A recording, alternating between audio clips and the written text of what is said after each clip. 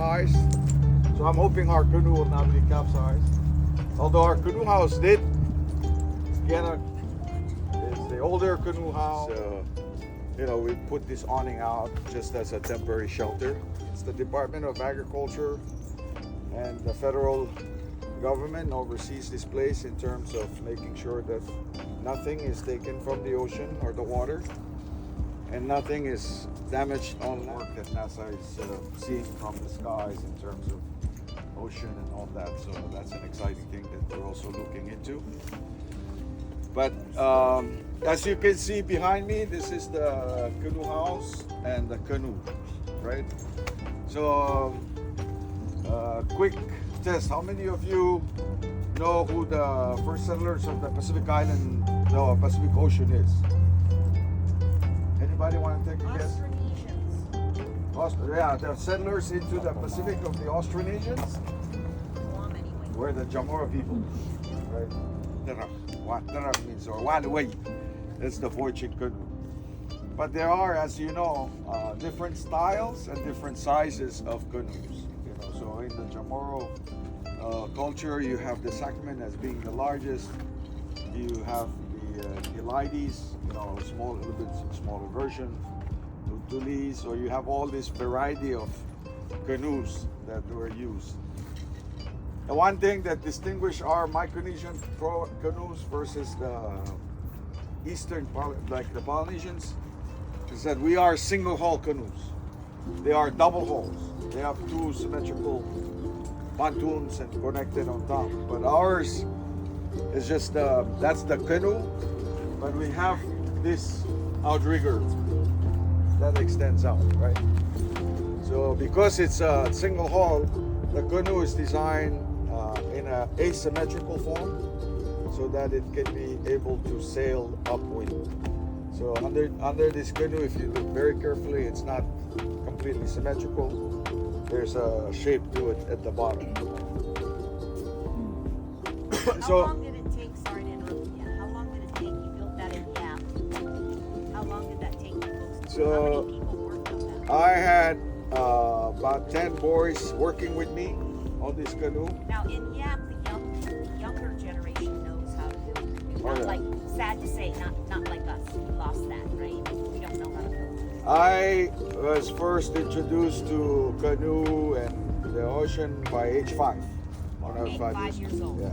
So you understand, we don't, that's a foreign concept to us Chamorros. And when I was 5, I remember vividly going my first trip on a canoe and getting really, really sick and throwing up. And I made, before I know it, I was swimming in the ocean because some old dude picked me up and threw me in the water.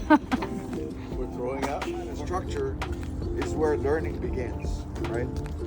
So, and I guess you can say, you know, well, we don't have air conditions and we don't have all the boards and stuff. Actually, this is just a place we gathered, but our actual classroom, you can see, has no walls. Classroom for our ancestors, and we carry them. We carry that idea of learning, having your age, you know, somebody young come down, sit while the men or women are in their house doing stuff, right? And that's how it is. So I think it's difficult, you know, because we are now in the 21st century and we like cell phones and we like TikToks and we like everything, right? Western culture. The Western culture, but I can assure you, I take my 5-year-old kid here, my grandson.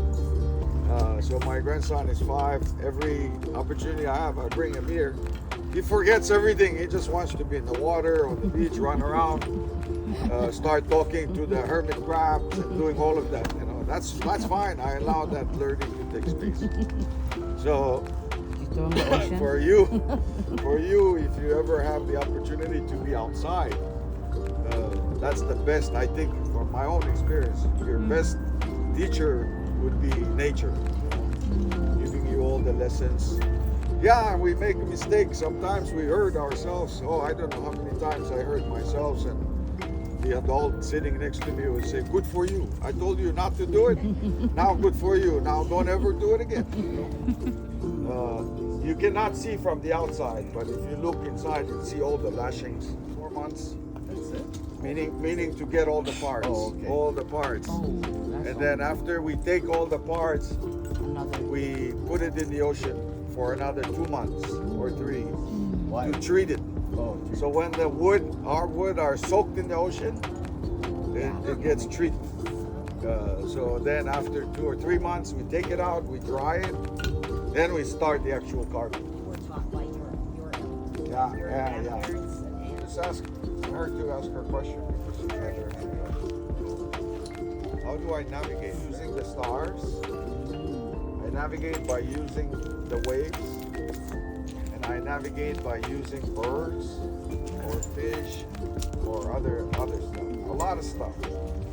But in the navigation, we already know knowledge that has been passed on from thousands of years that says if I live on Guam and I'm going to sail to Saipan, my waypoint is to take this star.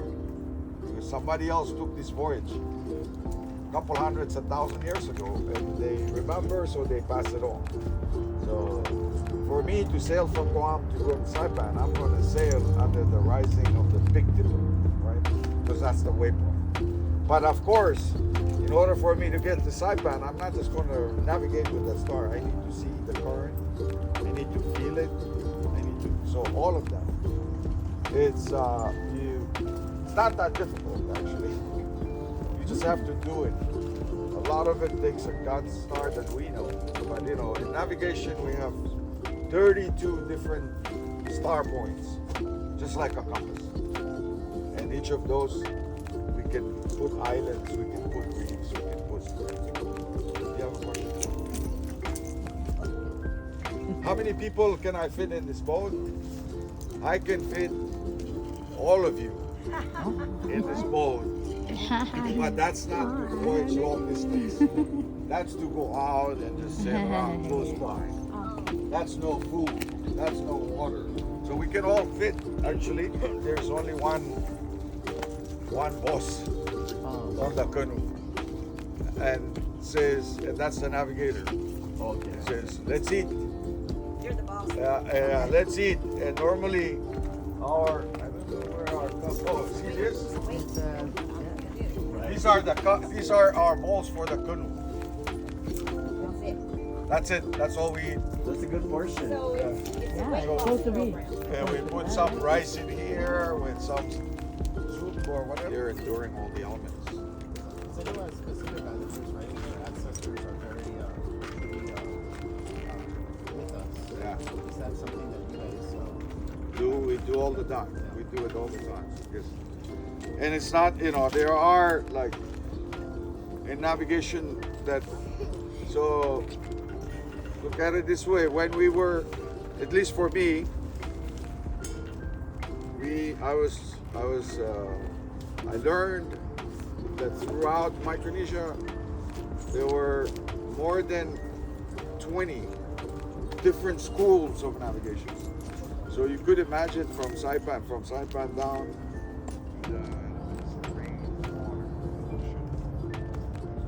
So to be a master navigator,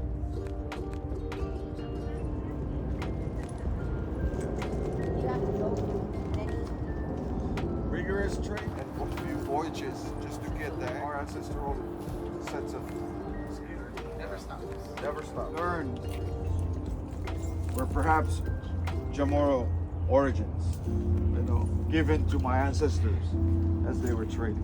Right? And so the project of the significance of Guam, Rhoda, Saipan, Piti, right? So, and it's written as we're talking.